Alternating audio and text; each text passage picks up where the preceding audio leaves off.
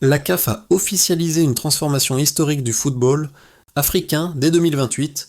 La CAN passera à un rythme quadriennal, une Ligue des Nations africaines verra le jour et la CAN 2029 est avancée à 2028. La CAN 2025 bénéficiera aussi d'une revalorisation de ses primes.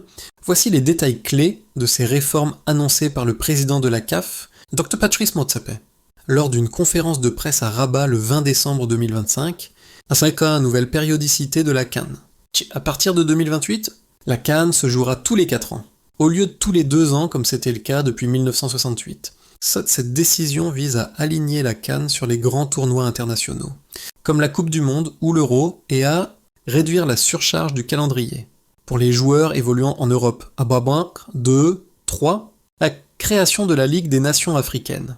Une nouvelle compétition continentale, la Ligue des Nations africaines, sera lancée à partir de 2028. Inspirée du modèle de l'UEFA Nations League, elle offrira des matchs compétitifs réguliers entre sélections africaines, notamment entre les éditions de la CAN 3, 4, 5. Réorganisation du calendrier.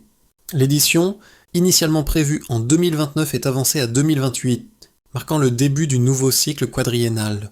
Augmentation du prize money pour la CAN 2025.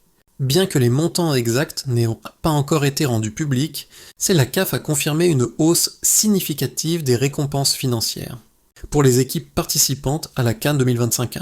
Au objectif des réformes, ces changements visent à, d'ensemble, professionnaliser davantage le football africain. C'est attirer plus d'investissements et de sponsors. À ce terme, améliorer la compétitivité des sélections nationales. Réduire les conflits de calendrier avec les clubs européens. Ces annonces marquent un tournant stratégique pour le football africain avec l'ambition de renforcer sa stature internationale et d'optimiser la préparation des équipes nationales